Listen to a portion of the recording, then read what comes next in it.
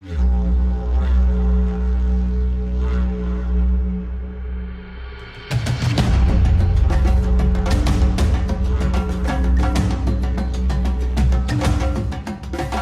are following up with our Meet the Tribe series dedicated to the people at the core of A View from the Edge. Today, we will be getting to know better our dear Ray Miller. If until now Ray Miller was an enigma for you, then it will change, because today is the day we'll get to know anything and everything about Ray Miller.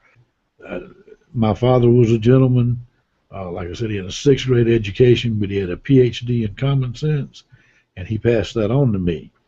And yeah, I had to work at it. My extended family. I remember one night, about maybe 6 months after I was adopted, I was sitting on the couch, and my dad was sitting in his easy chair reading the Progressive Farmer or some farm magazine.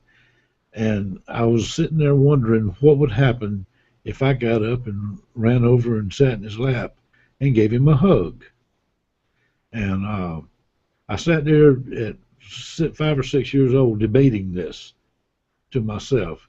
And finally, I just got up and did it. And it was a very good experience. That's one thing that sticks out in my childhood.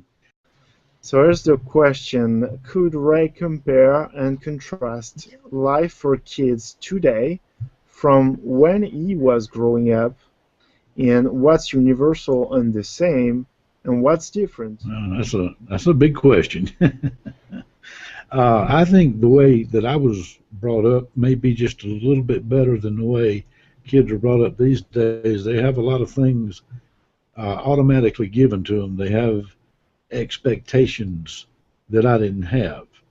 If I wanted a car, I worked and I earned and I got money for a car. If I wanted to have money to go out on a date, I bummed money off Martha. It wasn't handed to me.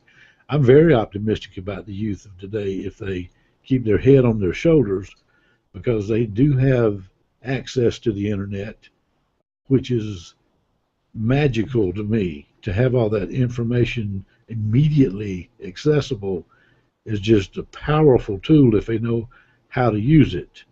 If they don't use it for evil, so to speak, use it for good, and use it as a tool to learn. Of course, a lot of people don't know what a HOA is, but people don't realize how powerful these things are.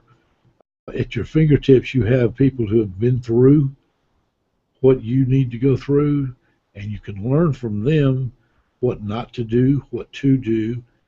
So if the kids of today will follow these paths that our forefathers have put in front of them, I think they'll be okay. If they follow the paths of wearing their britches down below their butt, I don't think they'll be okay. So I hope that answered the question to some degree.